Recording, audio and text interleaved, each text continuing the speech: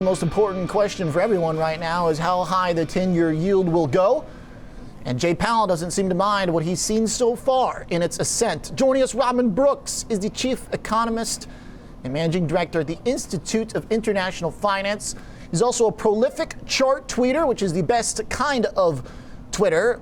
So go check him out. Robin, welcome back to the show. Appreciate you being here. Good to be with you. Thanks for having me. There he is. All right, let's talk some bonds. Robin, when does this thing stop? Jay Powell doesn't seem like he wants to get in the way of it.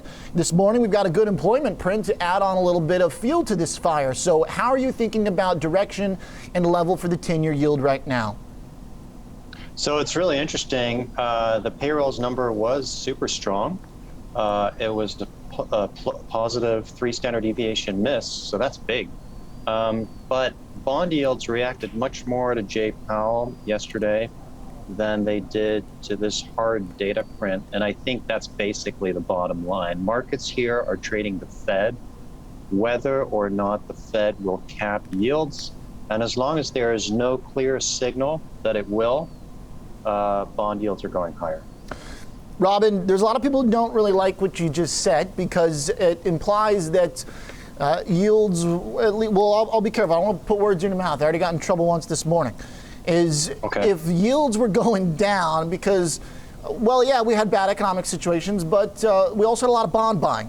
What you're basically implying is that lack of new bond buying will have a similar effect kind of as like a tapering to some extent. Is that a fair characterization of what you're saying? So the Fed is buying. We're buying on average 20 billion in treasury bonds a week, so 80 billion a month, 240 billion a quarter, and about $1 trillion a year. So that's 5% of GDP. That's not nothing. That's very significant by any historical standard. Yep. But it's basically a fixed amount. So if the Fed is buying fixed Q, then it means yields can go all over the place. You're fixing quantities. That means prices can go all over the place. I mean, just from like a kind of market 101, the way I've learned markets is when you know something's fixed, it's got to be priced in, right? It's got to be priced in for where you understand where it's going. Okay, so we heard earlier this morning from Joe Bruce-Willis at RSM that he thinks the Fed is going to do a twist operation at 1.75%. He says that's their threshold. Do you have a threshold in mind? Do you think they're going to do it? They're not going to do something like this? So here's my wish list for the Fed. I think, first of all, we will see, as we get lots of vaccinations, a pickup in GDP. It's inevitable. But that pickup is literally the mirror image of the destruction last year, and it says nothing about the long-term potential of the U.S. economy. So that's, first of all, what the Fed needs to talk down, and that's just words. So my wish list is get the market away from fixating on the upcoming pickup in GDP and data and get it focused on the medium term, where the story is still a very complicated one. You can then pair that with some verbal intervention and say, hey, this move in yields is getting ahead of itself. It's moving too fast. And between those two things, I think you could already accomplish a lot. You don't actually need to go to hard things like Operation Twist. I think that's further down the road. So in terms of further down the road, how far down the road, Robin? Any thoughts? Yeah. So it feels to me like we're in Groundhog Day. You know, we had the taper tantrum in 2013. Early stages of the taper tantrum, which were May, were basically the Fed saying this rise in yields is okay with us. And that is basically the message that we've had from senior Fed officials like Chair Powell or John Williams, the New York Fed president. And so that played out for a couple months. And I think we're on a similar calendar here. Obviously, markets now are pushing very hard, and it's possible for longer term yields to go up. But to give you an idea, the taper tantrum lasted from May all the way through September back in 2013. And it was only with a big dovish Fed surprise in September that basically things got put to bed. So Powell hasn't told us that he's going to do this. He's set up the commentary by saying they have tools if they want to, but we don't really know where his pain tolerance is. So here's the chart of the tantrum, the 2013 versus now. Clearly, the short term is holding, and this is really important, I think, Robin, because a lot of people are saying, well, the market is testing the Fed. I've kind of made the case, and it seems to me that that's not really the case. It's maybe that, I guess it depends on how you test, but they don't think they're going to hike. What's happening here is really on the long end alone, which means either there's just a lot of unwind from positioning, or are people getting worried about supply? Because that's a whole other element. Absolutely. Yeah, so you're making a really important distinction. So the Fed obviously has forward guidance like it did back in 2013, right? It's called average inflation targeting these days. There's a lot of hoo-ha and commentary how Fed credibility and credibility of average inflation targeting is being questioned. In my opinion, that's a non-story.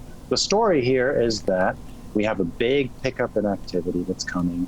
We have unprecedented fiscal deficits. And we have a lot of uncertainty whether deficits will be big going forward. That's what the market's trading. That means higher risk premia, higher term premia. And so I think that's what's driving the longer term bond yield story. And so understandably, the market's looking to the Fed for some guidance, which so far it hasn't gotten. If we don't get that guidance, then is there any reason to think yields will stop? If we get like a bad print along the way, I mean, we're probably going to have some weakness at some point or some surprise. I mean, everything looks pretty good, but does that reverse the move in yields, or we just assume that there's going to be stimulus to fill the gap? So the market here is pricing a pickup, a recovery, right?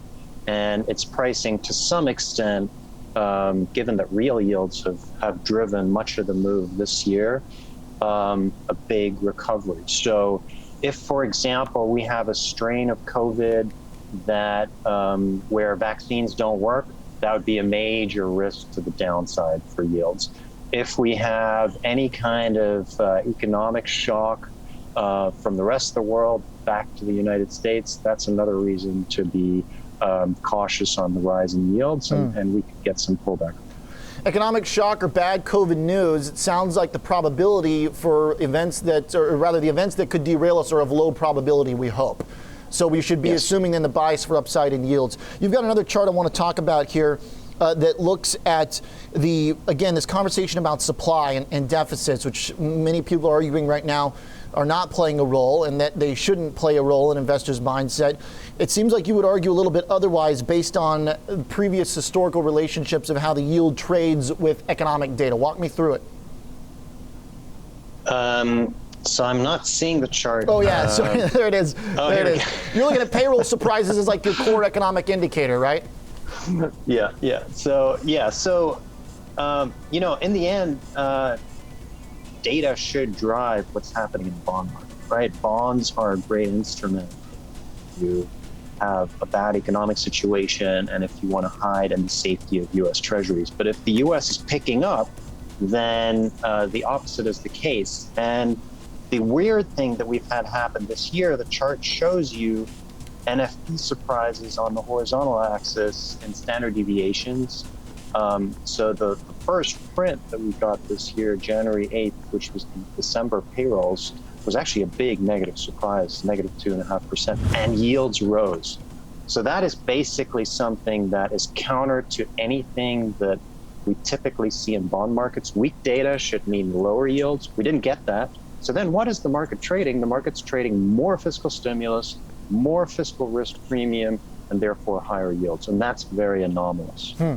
What about the counterpoint I could maybe see here, Robin, is that the dollar looks like it's trying to establish a little bit of a reversal.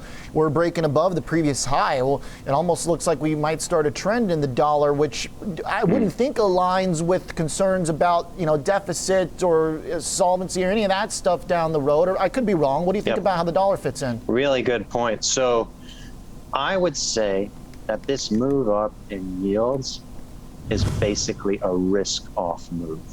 So markets are worried about increased issuance, all the uncertainty that brings, and therefore are pricing in a higher term premium, and that is basically a tightening in global financial conditions, and markets don't like it. Risk appetite suffers. So the rise in the dollar is about emerging markets then getting whacked. It's a risk-off move. And so in that sense, I don't think the correlation is spurious. I think that kind of makes sense. Okay. Robin, really interesting case. Thanks for coming back to us. Appreciate it. Have a great weekend. Bye. Thanks a lot. Will do. He's the chief economist and managing director of the Institute of International Finance. Okay.